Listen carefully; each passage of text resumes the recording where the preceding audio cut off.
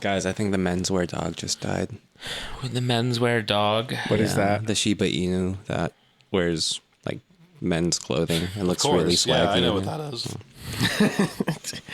Is your men's fashion group popping off right now? No, I think it was on Twitter. I saw.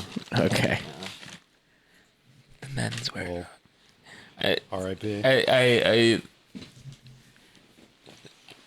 I like just the implicit universalism of the way you've stated tonight. One, people are streaming Korean dating simulators. People, just like, all the people out there. Your And neighbor. two, the menswear dog died. Mm-hmm. Maybe that's true. Maybe my neighbor is streaming Korean Dating sims. dating sims.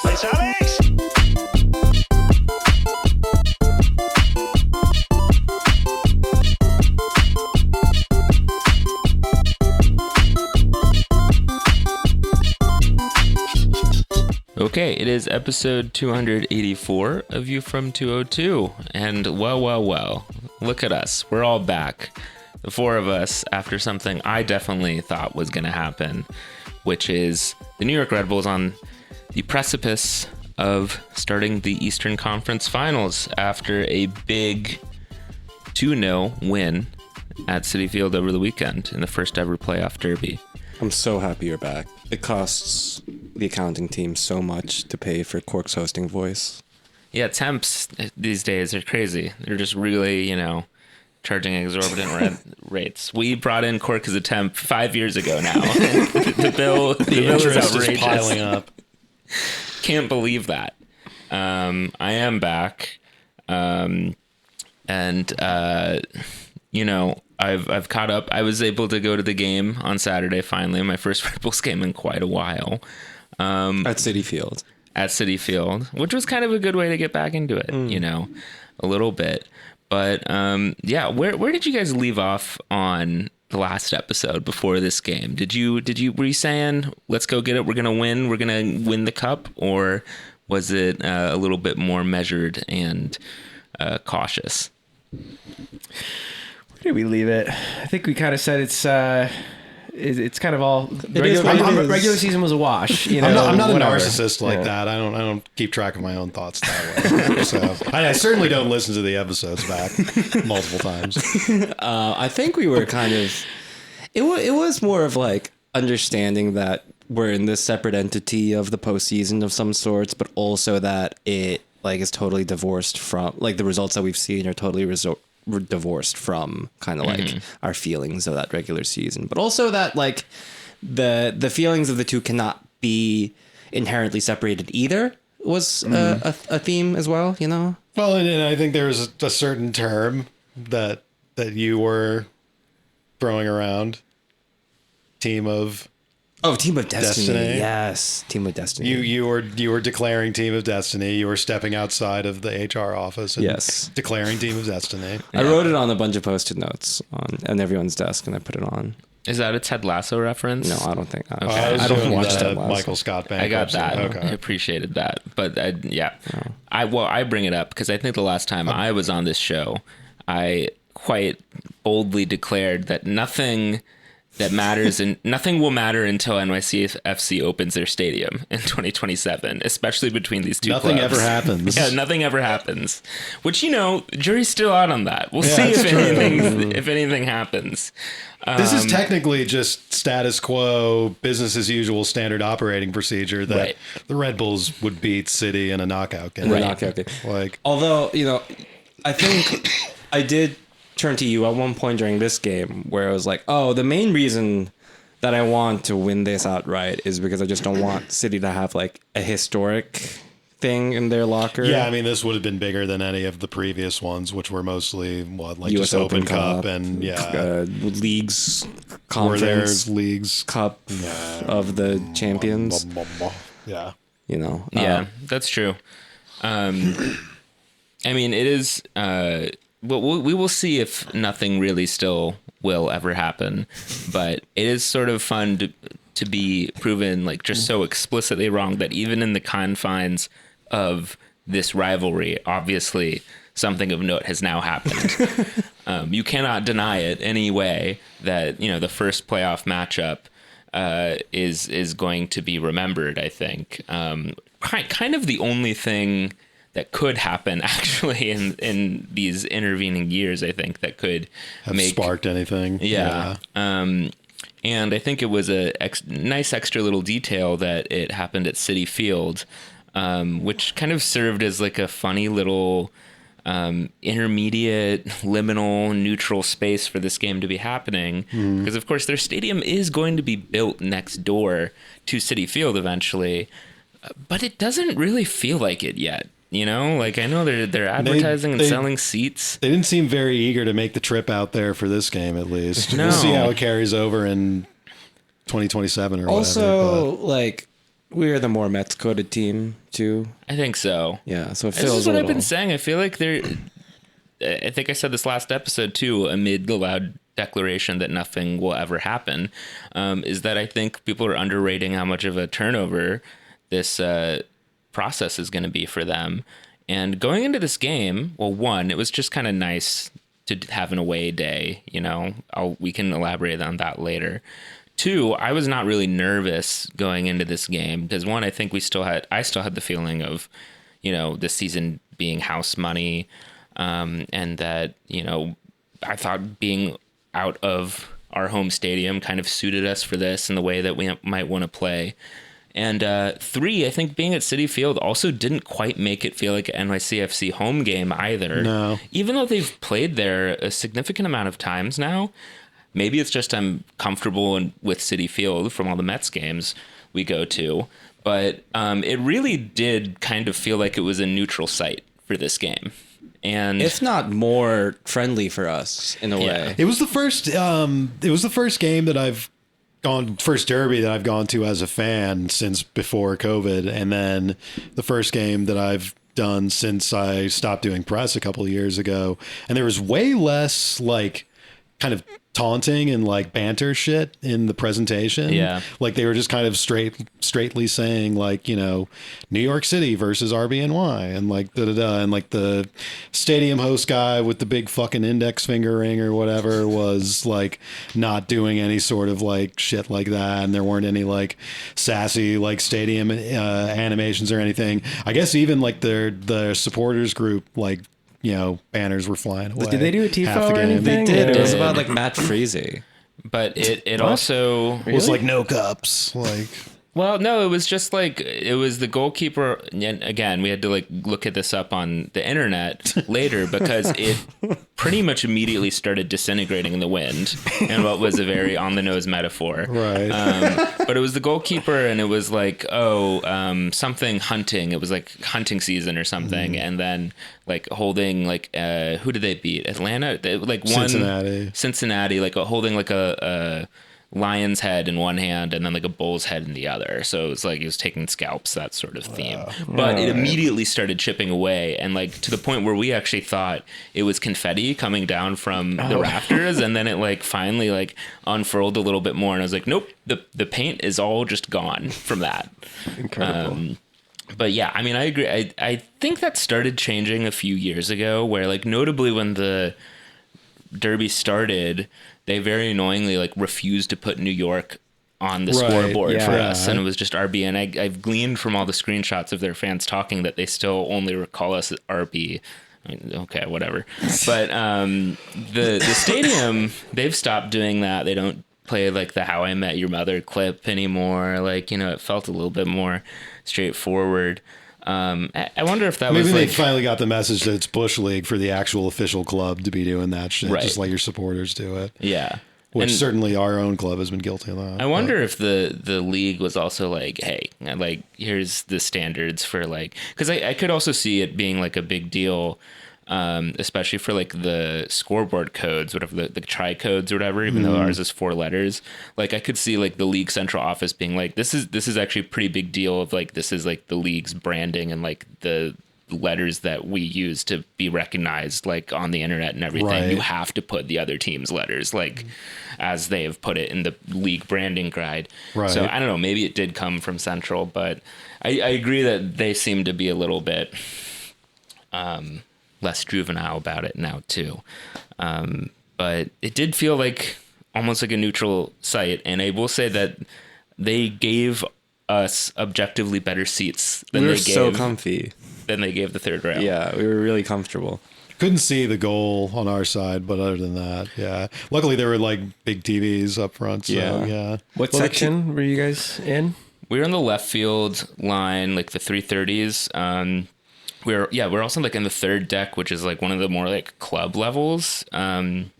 So it was when you went up to go to the restroom or get a beer or something, it was like carpeted and, the enclosed level. Yeah, it wasn't like you're outside. Yeah. And it didn't appear that they had like fenced off our part of the concourse from the rest of the stadium. I went to get like a hot dog and stuff before the game because they had us pinned in there for like 2 hours before.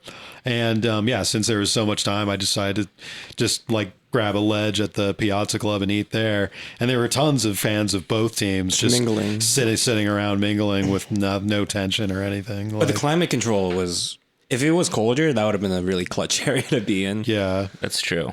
But we had, you couldn't really see the like bottom left corner from our perspective, but you could still see most of the field, and it felt like kind of a normal level of obstructed view, if that makes any sense. I mean, part of it was we were also all standing and kind of up near the top of the section.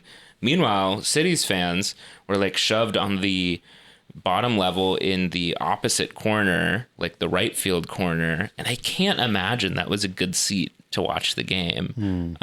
It also made our section look massive and theirs look tiny because ours was like across 4 sections and underneath a roof, and theirs was like the weird awkward long sections near the foul poles, and it did not seem like they had any sort of cohesion in their section at all and weren't chanting. It seemed like they were being shoved in an awkward corner and they were the away team and that our fans were the home team.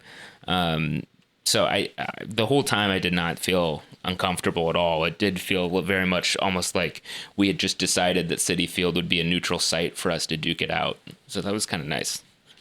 Maybe the league was just kind of, I mean, to the extent that the league organized this versus the city office, maybe the league was just kind of like, if you until you guys get this venue situation sorted out, you guys are going to kind of get the short end of the stick on this stuff. Yeah. And it looks like it was a situation, was it not, that, they could have just played this at RBA, but City probably balked at that like crazy. Right. Yeah. And as a result of that, MLS was probably just like, all right, well then you're going to have to eat a shit sandwich in other ways now. So. Yeah, because they did do that once, right? They played a home game at RBA. I think it was during the playoffs, but not against us. A while ago. Like, yeah. Against us, it would have been like a lot. A statement. Yeah. Right. So. I guess because they played quite a few games over COVID at RBA. Right. And did they even host one of the straight up closed door games that was a home game at RBA? I think you might be right. Yeah. Or I think there was the previous game we lost the most by was like a closed door game at Yankee Stadium. I think that might be the one I was I don't know of. that they had any closed door games at Yankee Stadium in 2020. I think through 2020, every game, both home and away, was at RBA. Maybe. So I don't know. But it's also funny because presumably City fans or City like has a routine for how they outfit Citi Field. I will say like it did seem like they've been there enough now that they know where to all put their like posters and stuff, and like they know like everything is sized to the screens, which makes it even funnier to me that they've put the supporters in like a pretty bad spot on the field. It's funny that they're not in where like the 7-line army section is. Right. That would be a better Where are they usually? Like right in center field. Yeah, okay. And Next it's to like the a apple. nice little like isolated sort of like chunk of sections. It would be perfect for a supporter section, but I don't know. Which is why for Mets games, I guess they're there, right? Yeah, I guess so. And it's like right by the whole like plaza area with the Shake They could Shack have like and a little everything. nice like clubhouse thing too going on if they wanted to there, but I guess they can't. Yeah. But it is I don't know. I'm still kind of struck by like how little there is there at NYCFC. Very strange. Yeah, ultimately they club. became more boring than like, hateable. I mean, Yeah. And we were kind of talking about it before the game, how just like, this is going back years for me, that like their roster became so like transient and interchangeable and filled with guys with like generic names above everything else. NPC regens. Yeah. And I feel like it's becoming increasingly a little pathetic when their fans try to be like, you guys don't even have a cup. And it's like, nobody cares. Nobody remembers about yours. Like, nobody actually thinks that makes you guys a better club. Like, the more you guys complain about it, the sadder you sound. The main memory, I think the general certainly Red Bulls fans, but I think the main memory like the general population has of City's trophy is like the shitty tiny zip tie banner at Yankee Stadium. That plus like all of Philadelphia getting COVID and like not being able to play. Right. But yeah, every time I go to Yankees games, love just pointing out the tiny little banner. It's got to be like what, 3 feet long. It's bigger at Citi Field. Oh, really? It's much bigger. Yeah, like covers the front of the home run apple or something. This is not really. I don't really know if this is how it went down, but the fact that like the Yankees and the Mets also seem totally ambivalent to sharing them as tenants also kind of adds a degree of who care. That like the Yankees do still have a ownership stake in the club. I don't think they've sold. Maybe it was just sort of a vehicle to facilitate the hosting, but like it is real from what I understand. And the fact that the Yankees and Mets are just like, yeah, whatever, you can just have. It's like such an inconvenience. Yeah, team here like it really contributes to the feeling that it doesn't really matter. And I guess they also announced this week or the week before that they've now named the stadium after Etihad, which is funny that they're even trying to sell it as like a future negotiations name. were thrilling. Yeah. It's funny to me that it's Etihad Park too. Like, is it Park? Etihad Park. So like funny. It's opening in like 2005. Like Red Bull Park. Or like Pizza Hut Park or whatever. But it's it's also just like that they would have wanted to. When you think, whoever the bean counters at Etihad, God forbid, are kind of thinking like, do we want to associate our name with we probably want to associate our name with like being a Coliseum or like Etihad Center or something even, but yeah, just Etihad Park sounds like it's a double-A baseball stadium in Altoona, Pennsylvania or something. Yeah, or nestled somewhere along Neom. Yeah, exactly. Etihad Park. Have a nice day out at Etihad Park. Yeah, so it's still just so much uncanny. And then they're like guests of honor or whatever the hell were Nev Schulman, the guy from Catfish, like the MTV show, and also you may know him as the guy from This Elevator is Abuse Free. Him and Stefan Marbury. Well, Stefan Marbury did like the little button push, but also Mano was the other guy with Nev Schulman. Right. Why do they hang out? I don't know. But I don't even know what they had them do. I think they just stood on the field. I will say it is like, I guess, a half step above the like extremely random like F tier personalities that show up to Red Bull Arena, where it's like in tiny little text up on the scoreboard, and I like genuinely don't know if they're just random people or not. But that almost makes it funnier to me that they're like, oh, we did get a real celebrity, and it's the guy from Catfish. Yeah. And then Marbury, that's a real guy, sure. That's like Tiki Barber level, although that's true. Marbury is much more of a noble guy than Tiki for sure. But yeah. But that said, after I've said all of those rude things about NYCFC, I will say, their whole pregame presentation, and maybe this is just that I was forced to sit through the whole thing and I don't show up 2 hours before Red Bulls games, but the pregame presentation, I did think it was much more like clean and understated and befitting of a major league club to have a little bit more dignified, minimalist pregame presentation and not being yelled at by a stadium host to hoot and holler every 2 seconds.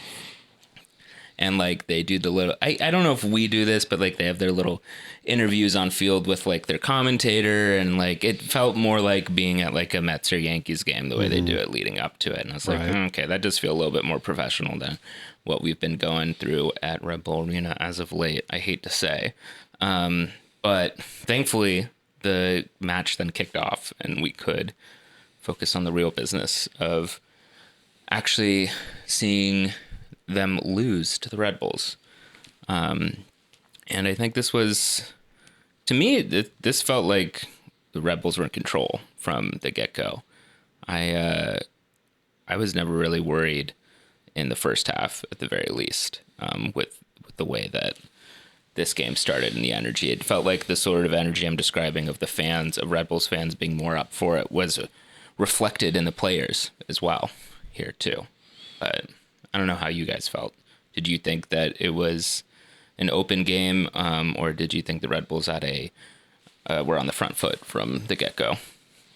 I mean, I thought like that first half was, I think, just very much in the realm of what Red Bull would want to control, especially, after the first goal. But I just thought like the energy at the gate was just a little bit more aggressive, and when we win second balls, we win, right?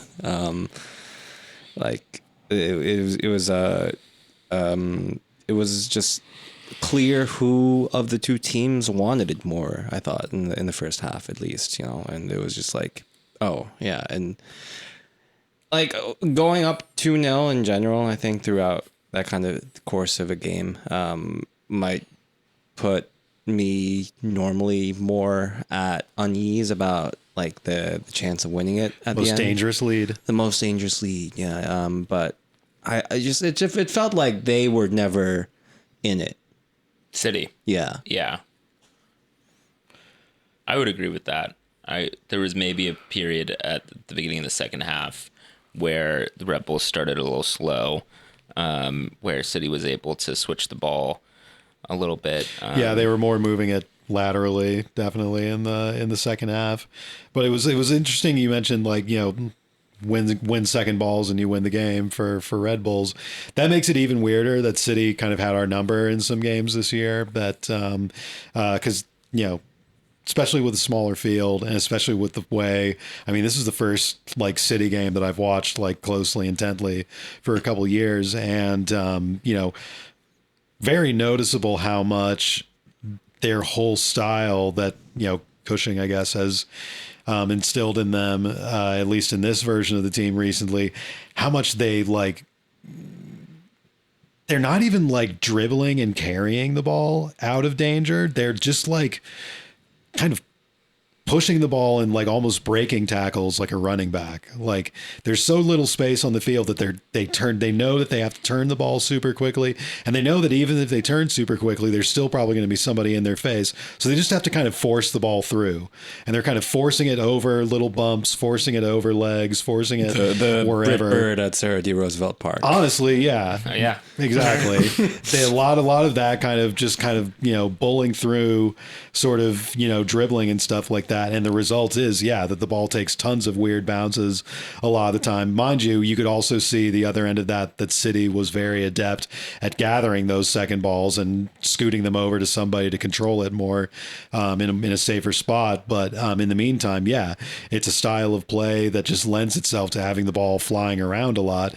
And certainly in the first goal was a result of, us really pouncing on those moments. And again, it's kind of a thing where it's like, how was City able to control this so much better in the previous few matchups? So, and even throughout the course of the game, like it kind of felt like our game plan was to send over a lot of long balls and just take control of the... It was working great. Yeah, and take control of where the ball location instead of taking, advantage of necessarily possession or like our normal build-up out of the back.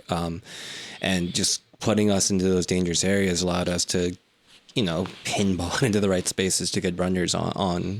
Because we saw that with the chances that Morgan and Van Zer missed across that first half too. It was just like there was always kind of space on the other side open for us to generate a chance at a moment's notice. Yeah, and I wonder if their style of like that sort of pinball type of proficiency that you're describing, I wonder if that leads them to be a little complacent, because I was sort of surprised when you're playing it long in the first half how they seemed sort of casual and unbothered by this. Like we were creating sort of dangerous half chances and dangerous near breakthroughs, but City seemed to be pretty blasé about that. And then granted, Carballo's goal was a pretty spectacular way to break through. It wasn't necessarily like carving them open. It was a pretty wonder strike, but it felt like something that was coming nonetheless. Like we were creating those sort of little spaces, and it just seemed like our players wanted it more, frankly. And I was thinking about that a little bit going into this game and thinking about the 5-1 result earlier this season. And in a lot of ways, it didn't trouble me so much as a precedent, because when I was thinking about the game, I was like, yeah, that game to me is a symbol of the doldrums part of this season, where the games just did not matter to the squad and did not matter to the Red Bulls, and they made mistakes and getting punished for playing sloppily, rather than City taking apart a team that was focused and playing their best soccer. So if this team was able to show up and be a little bit more focused and have a little bit more hunger and have its top players on the field, it could be a completely different situation. Lo and behold, that is pretty much what happened. I guess we also have the advantage of Carballo being a little bit more integrated into the squad and having a post-Frankie Amaya midfield situation a little bit more congealed. But it was pretty straightforward, I think, almost, especially in that first half. I mean, there were periods where the three at the back, center backs, seemed a little bit frazzled and unsure exactly what their coverage was. But, looking back at the highlights again, even seeing some of City's chances that you might say that they muffed, they still didn't feel that dangerous while watching the game in a way. I don't know. Maybe it's just...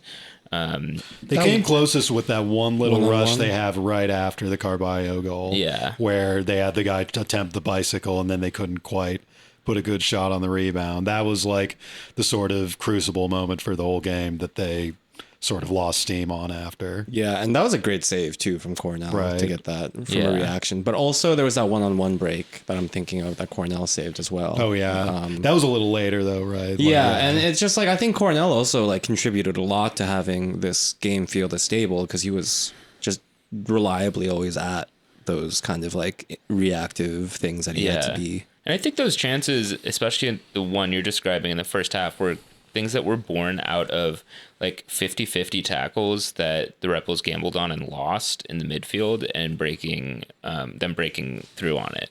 It wasn't like they were catching us sleeping and finding gaps between the center backs necessarily.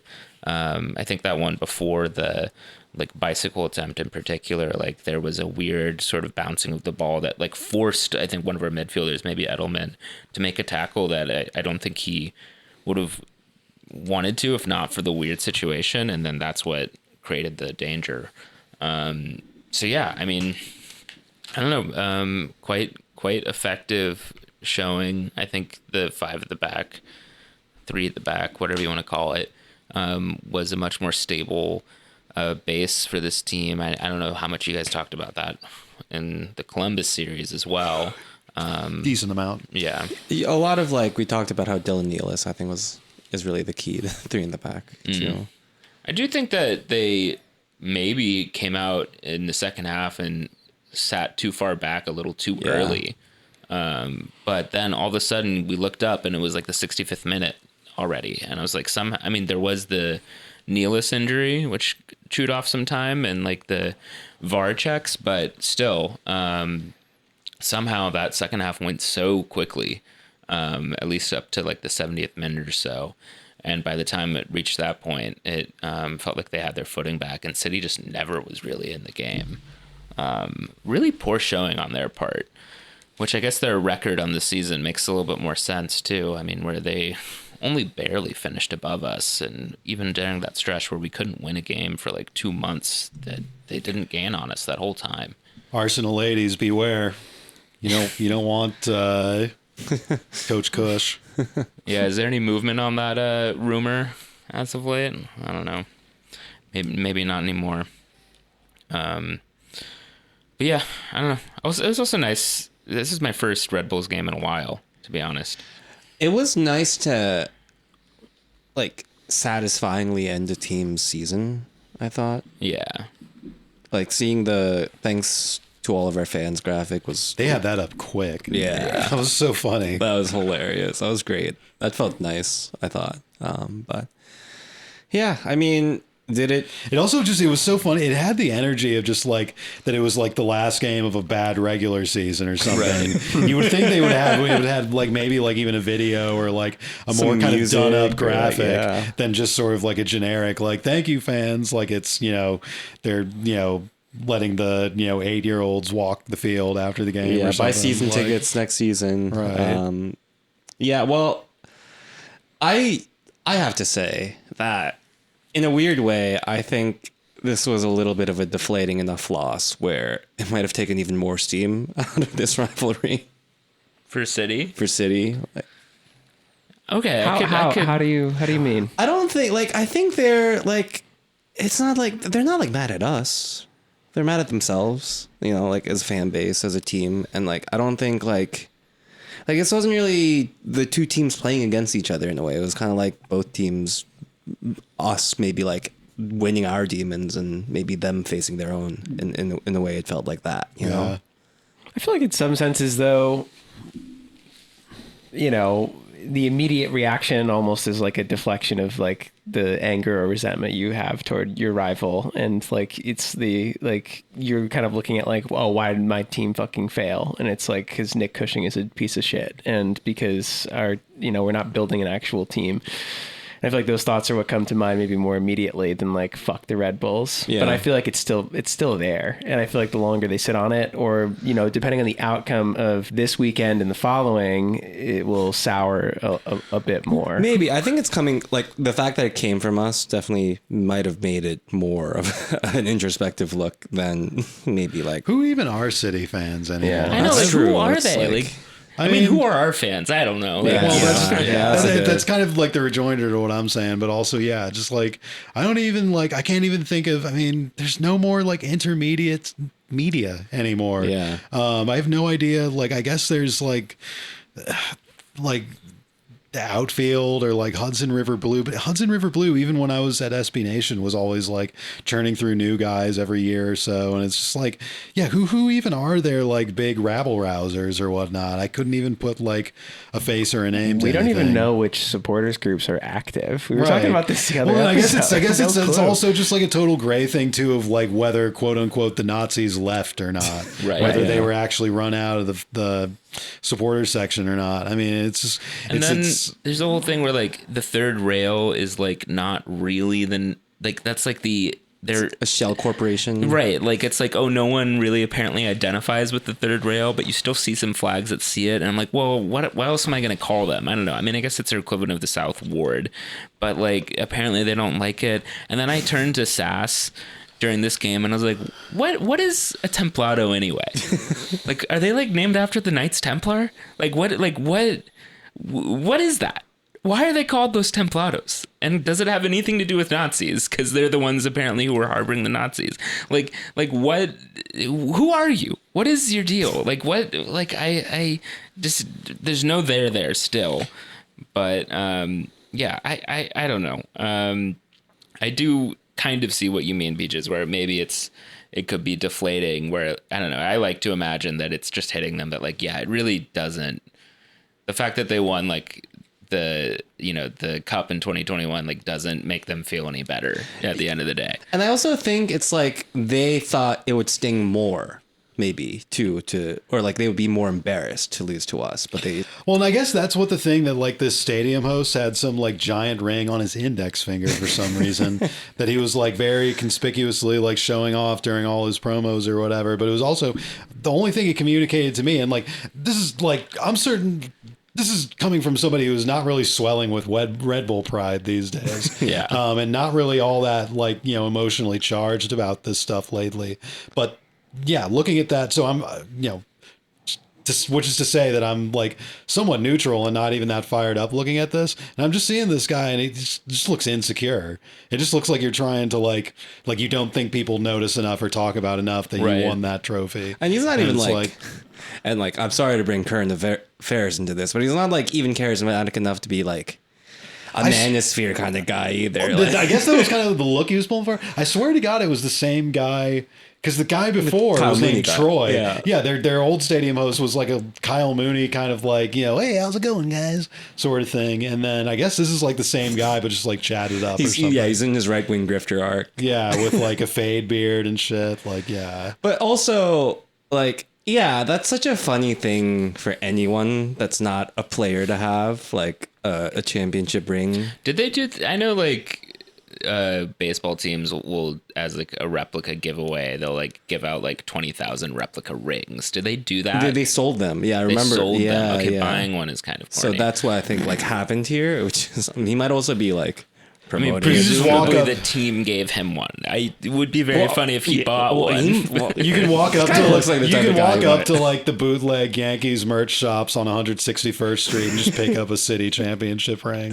Just you know, on any random Tuesday. I did catch my eye that coming off the 7 train, like over by, you know, of course there's always a gravel pit near a stadium where there's a tailgate, right? And like one of the little merch things did just have Red Bull stuff there too. And I was like, okay, I guess you know, no one's that amped about it. But I mean, to the question of who are their fans, it was kind of the converse, like you were saying, Cork, is like, who are our fans? And it was kind of one of those things where it's like, oh yeah, there's like a lot of Red Bulls fans who just like come out of the woodwork occasionally. And like, I thought it was kind of cool, like after the game, after the final whistle, when like they were going into the first base dugout and a bunch of fans kind of like ran down there and like were like hyped up with them. But like, it wasn't just the away section. Like there was a decent smattering of red all over. So, you know, I guess there is still a, you know, decent latent high floor for this team, even though you might not guess it week in, week out with the support. I think that's what I was saying last week too, about kind of the energy I felt at the Columbus game in the stadium. It's just that, yeah, there are these people that are out here and like they'll come for a serious game. And you know, they're good fans to have, and they clearly energize the team, and I think even push the team to play beyond maybe the sum of their parts. And there's something nice. I mean, it's sort of the paradoxical thing about soccer, where like an away day is sort of like the most quintessential experience of like going and seeing your team. I think this is a thing in England and other countries too. A lot of people point out that like the best support is often the away support because everyone's bunched together. There's a us versus them sort of solidarity.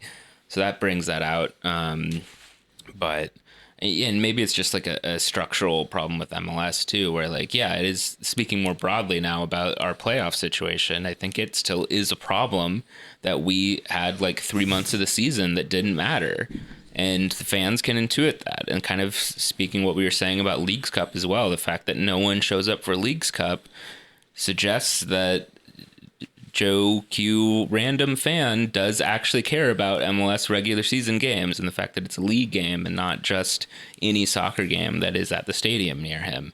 And, you know, I guess we're seeing that here, but, you know, with people getting tuned in with playoffs, which is understandable, but I think people care about how they stack up versus like City and Columbus and Miami than they do against, you know, some random Mexican league team where they're going to play one game against, or like New England, but for some reason we're playing them in a different competition, right? Instead exactly. Of, you know, like, but even like for the league games that like happened all over the summer, like it is, I think, still a problem that like this season's trajectory was like looking pretty good in March and April and like maybe early May, and then once you found out we're not vying for the cup or the Shield, that like everyone could kind of check out for a couple months, and Right. like players, fans alike. And now we're here, and it's nice and it's kind of funny and good to be in the Eastern Conference final again. But in terms of like getting people to care about soccer and have it be like just a regular sort of part and rhythm of their lives, I think it is not good in the long term. It's still a disappointing season from that standpoint. Right. Like, Yeah. Now it would be funny still if the Red Bulls won this cup. And they very well could. I mean, let's look forward. Like an objective level, it would be like a funny I think thing. maybe the other thing that was so nice about this game is the fact that it wasn't at RBA meant that I didn't have any of the stuff that has been annoying me about the Red Bulls experience at Red Bull Arena, and I could only focus on the team playing well. And I was like, oh yeah, this would be great. Maybe if the second I have to go back to Red Bull Arena, I'll be like, oh god damn it. Like, Well, we won't have to go anymore. That's thankfully. true. I also was gonna say, like, my zany, non-serious joke take is that Sandro had actually strategically been sandbagging all season, Okay. so that in the playoffs we could make an unpreemptive run. But realistically, I think what actually happens is just that we got, admittedly, Emil Forsberg playing pretty well, coming back, and the team kind of like working and gelling together at the right time, in kind of a classic they got hot at the right moment kind of run feeling. I'll say it. Looking at the team that lined up at the beginning of the match, I was like, that's not a bad team. I still miss Frankie Amaya. I still wish we had Frankie Amaya, and I think we would be an even better team with on the field. But I guess with Carballo being decent and then capable of a little bit of magic like we saw, to chip in, and then with like Morgan up top and Van Zer, I don't hate to say, but I have to say putting in a decent shift, and Forsberg kind of like tying it and pushing it forward. Not a bad squad, not a squad where if it made a deep run, I think you would say this is like completely out of place. It's not like a 2010 Colorado type of situation. no, not quite there. You know, because like in April, I was like, this is not bad. Right. Yeah, Not to be negative and not to single anybody out, but also like Lord knows it wouldn't be the first time with this show. But here's a name some of the older Red Bulls fans might remember: Kyle Duncan. Wow. Yeah. Is he still on the roster? I mean, he's obviously not been an integral part of this run, and need I say more? I don't know. Yeah. I think if I think that adds even more dimension to the fact that the 3/5 man back line is a better look because it allows you to play a guy like Cameron Harper, who has a much much more clearer, more clear character to his game, and not have Kyle Duncan just being a complete question mark in every single part of the field he ends up in. Yeah, and I was gonna say, like, to the original, like, you see the starting lineup point. If I look at that, the weakest I think player there is Cameron Harper, and he's in a position where we won't get destroyed because of his deficiencies in any kind of way, and he still is able to be very productive. Weakest, really? I mean, I guess. Like, from my eyes, and honestly, like, I don't know, it was like him. If I were going into the game, I'd be like him and Daniel Edelman, but Daniel Edelman had a great game at Citi Field, I thought. So it was. He was also given a tough hand with a very fast yellow card on a delay of restart thing, which was tough on him. I think it seemed like there was genuinely a bit of confusion too, where he didn't mean to do it, and he responded to that well. Was able to stay clean for this of the game. And he had really good outlet passes on like those quick transitions, which I haven't seen from him. But like, I think maybe Citi Field being so small just helps. Set that up. It was a relatively well refereed game, I would have to say too. And the sort of incident It was between Alan Chapman, right? Yep. Well, was it the incident between Nealis and Hannes Wolf? Hannes Wolf. Didn't turn into a bigger thing, and the attitudes are actually pretty low key, even after they celebrated in front of their supporters, which I thought was great. I enjoyed that. What was that like in the stadium? We were so far away. It was pretty far. Oh, Yeah. right, because that's total opposite. Yeah. They did a pretty good job at like making us feel like basically a world away from anyone else in the stadium. I wouldn't have put it past them to put you in like the 400s. I'm just Yeah. like One section for surprised us, they didn't. Yeah, but I did greatly enjoy them celebrating over there, and I'm glad nobody got hit with something too hard. And then there was the stuff after the game, but in terms of the game blowing up, like while play was happening, I was actually kind of surprised how chill it was. Yeah. Yeah, the aftermath on TV was when they caught in that like split second, like Tolkien Catching the beer. catching the cup that was Yeah. thrown at him. Like I saw that in real right side time. up. I saw that in real time, and I thought someone had just thrown him a beer to celebrate. Why would they be throwing him a beer to celebrate? You know, I mean, no, they could have been a Red Bull fan, and he was like, "Hey, give me." This is like when at the Astros parade in 2022, somebody threw a beer at Ted Cruz, and they started to press charges, and then the guy claimed he was throwing it at him so he could shotgun it, which I thought was a smart move, because then Ted Cruz's lawyer would have to argue that Ted Cruz could not be expected to catch something. And would never be cool enough to shotgun. Yeah, exactly. But yeah, I mean, I think what were we talking about? We were talking about the No scuff ups, no scuff ups, and in terms of like being able to control the game, Nealis, that one instance with Nealis was the biggest thing. I mean, in general, I mean, this kind of goes back to the Columbus series and even some of the late regular season games I was watching, that regardless of the soccer and the results and what have you, kind of a night and day change as far as like team mood and tone from the end of last year and the Struber-Lassane era, where the team was just so just throwing tantrums about every single little thing that happened on the field, crowding refs, just completely losing their mind. You had Lassane getting yellow cards every other game. And I think, if there's one thing that, one kind of global thing that Schwartz did that sort of, put the team on a better track this season, it's just getting everybody on a much more level kind of temperament seems to be, what it is, as much as any sort of, tactical or personnel shift. The team is just much better behaved and much more composed these days than they were 1 year ago. So, like I said, compared to, it's kind of a wash as far, depending on how far these playoffs go, it's kind of a wash as far as, results and everything. But as far as, just the team, carrying itself a little better, there's been a, pretty noticeable improvement.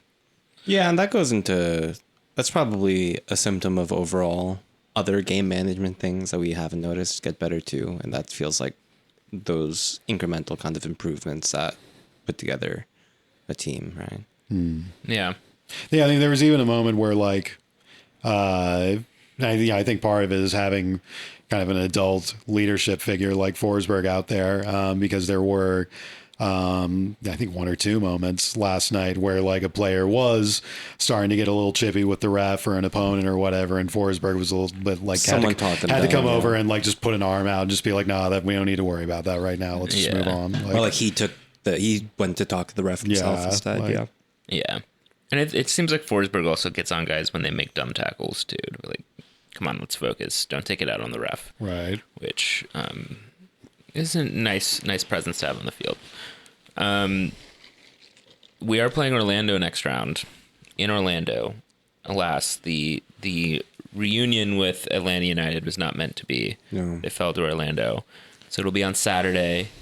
We were joking earlier about the logistics of how to get there, but as we've seen, apparently half of all Red Bulls fans live in Central Florida, so I'm sure we'll be well supported there anyway. Orlando's kind of a funny matchup as well, because we played them twice, both in the front half of the season. We drew them once earlier on, and then we beat them 1-0 at home.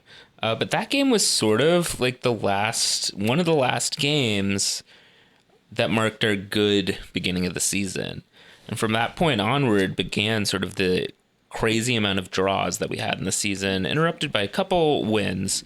But that sort of marks the end of that initial purple patch.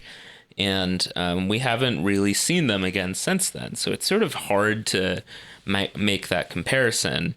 That said, dare I say, I'm not too afraid of Orlando. And I think this is a very gettable game in this Eastern Conference final, especially the fact that it's just one game, not a two-legged tie.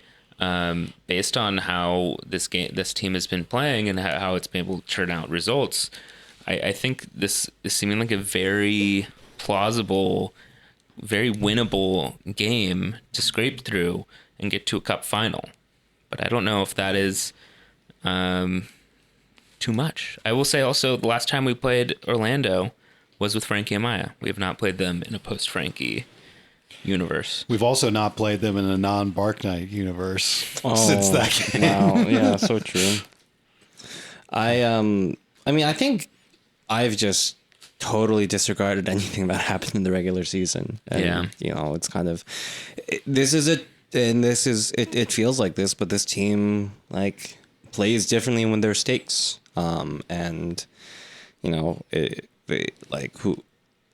It looks like it can get up for a game, and at any point that also means that they can also not get up for a game.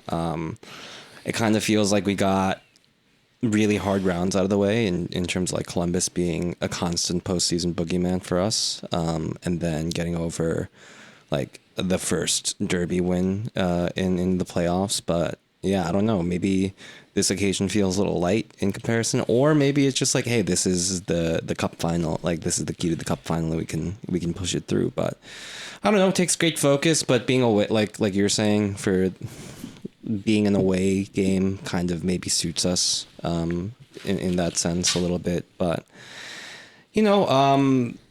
maybe is it unfortunate that it wasn't at RBA? I don't know. I don't know if I would have like really loved to have gone to Atlanta on like, I wouldn't have been able to make it. Yeah, that Thanksgiving weekend. Yeah, but that would have been weird. I'll go ahead. Go ahead. Well, just like, yeah, and the timing for this just means that like there's no way for me to have planned any kind of trip to Orlando for an away game, really. So yeah. I'll go ahead and be the Prince of Darkness here and go ahead and mention that while it is certainly an impressive run so far, I'm not really, I don't know if any of the results so far have been fully convincing, comprehensive results. And they've also been, and we talked about some of the City chances in this game, which they certainly did have their chances, but I think even more so in the Columbus series, there were a lot of just kind of squeaky bum moments and a lot of just very, very close calls, as opposed to these being, big, kind of outclassing, sort of results. So I think the margins have still been narrow, as good as this run has been. And Orlando will be an interesting test. I feel like Orlando's always an interesting test going back years, in multiple like coaching regimes and stuff with this team, but especially under Perea, they are a, very kind of like the most kind of sensible professional team in MLS. They don't have, big stars or play like an expansive, sexy possession game or whatever, but they just, have the right players in the right positions, and they play pretty simple kind of standard game. They don't make mistakes. And they're a team that, on their day is, obviously they wouldn't be in the Final Four if they weren't. On their day is one of the better teams in the league and, the more competitive teams in the league. And I think it's, kind of like a lot of these games have been, and like, most Red Bull style games sort of hinge on, I think getting a first goal and forcing Orlando to sort of come out of that shell is going to be crucial. And everything else is going to kind of precipitate from that, I think. That's, very, very true. I feel like we've had a lot of, as you said, Cork, just tough moments in Orlando. I think we've had a few injuries. I mean, didn't Kyle Duncan get injured? That was Kyle twice? Duncan's first big injury. Yeah, I was there. And then didn't we also have somebody else get hurt too? Florian Velo, that's yes. And then this Open Cup game, it just a little uneasy going into it. But I watched the I guess a couple thoughts. One is that, yeah, like maybe the team isn't like, that good, still. But I feel like they've gotten to a point where there's enough like swagger and like belief, like after like winning, Right. these 2 rounds that, they're going to, maybe actually perform to like what on paper is actually like a pretty decent 11. So I don't know how much of a difference that makes now. But with the Orlando Atlanta game, when I was watching it yesterday, it really felt like, I mean, Atlanta has like, they have no depth to begin with. And then they lost like their entire strategy was to like just counter and just play really aggressively. And they had like one individual whose name I forgot up as a forward who was, set out to do that. Moranchuk? No, because he's their like creative guy, but it was one of the it was their 9, I think. And he got hurt in the 20th minute. He was like in and out of the game for the next 15 minutes. And that's when Orlando scored their 1 goal. He then gets taken out a little bit before halftime. His replacement gets hit with a ball in the like 46th minute, like right at the beginning of the second half, and has to get taken out for concussion protocol. So they lose both of their like viable strikers. Atlanta does. And so you'd assume like they're gassed. They're just like not really like playing very well. Orlando has a pretty strong attack, and for them to only just maintain their lead and not really make anything of it, especially at home, especially with depth, having they almost did like a line change with their like, with their replacements up top, and for them to not get any really like, strong like result out of that, made it seem like, they weren't, they're not unbeatable. Right. TRA.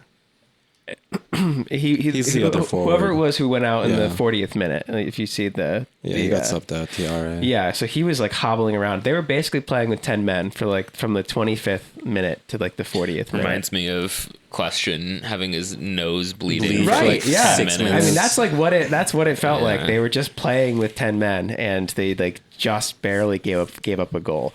I mean, that paired with the fact that I feel like the defenders over at Orlando, it's like the same couple of guys, like just like European dudes. Schlegel and Jensen. He's just like the most unremarkable center back who just has this like had a job at like, for Orlando for what feels like isn't, their entire existence.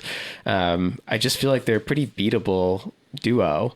So long as we get some of the opportunities that we've gotten in these last few games. Jensen is the guy who, less so this season, but the last couple seasons when he played at RBA, he would be losing his mind the entire time.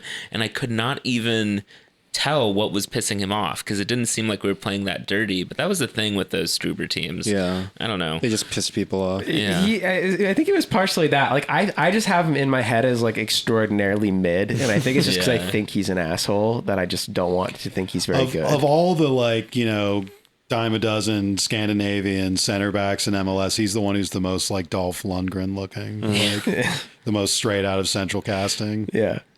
Well, will Felipe Martins score a game winner against us? Wow. Is he still in the team? He still He is. He doesn't play though. We could have. Yeah, because he's running his travel agency. So either way, we were gonna see either Felipe or Dax. Dax, yeah. Well, that's sort of poetic. Felipe means more to me than Dax, to be honest. Felipe's only 34 at this point. That's crazy. He was young when he was on RBNY. Straight from Switzerland. Yeah. I think big players, big question marks for the Red Bulls, of course, is if Nealis is healthy.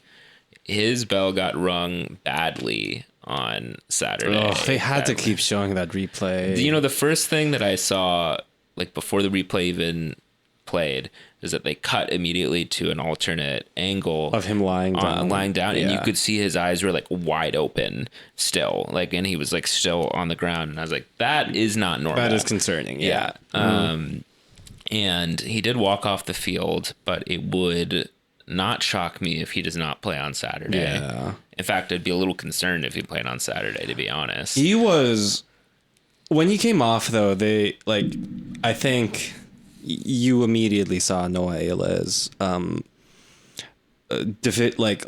discrepancy in his ability to cover after Nealis came off. There were a few more chances immediately after that, and I'm like a little concerned about that. But. Yeah, it did even out eventually. I don't know how much of that is just City kind of giving up and trying to earn corners and their deficiencies.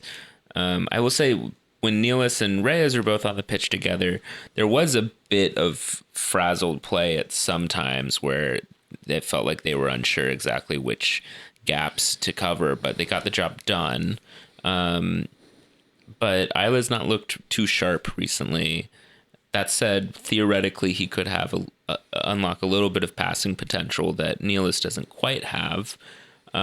Which you might need more against Orlando than you would have against some of these other teams. City or Columbus. You need passing potential and you need pace too, because they're really fucking fast. Their forward group is just like they just try to break out. Yes, and so I honestly, Sean Nealis is good at quite a few things. It's serviceable, but I just don't think he's very quick, and I think we could potentially have some issues with him, in these like one-on-one situations. Right. Yeah, it's the kind of thing where like if Nealis doesn't play again, and we were to lose, I don't think in hindsight I would look back and be like, man, that team really had a shot if not for Sean Nealis getting hurt. Like if this team's going to make a run, having Isla, they're going to do it either with Isla or Nealis. Right.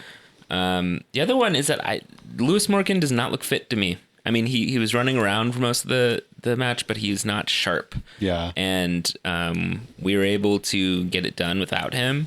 So maybe there's a potential of him showing up with a little bit more sharpness on Saturday that could help. He was still able to like do his job and, his tactical job and make his runs and pressure everything correctly and well, which is very valuable. But in terms of him actually being a point of danger, it wasn't really there.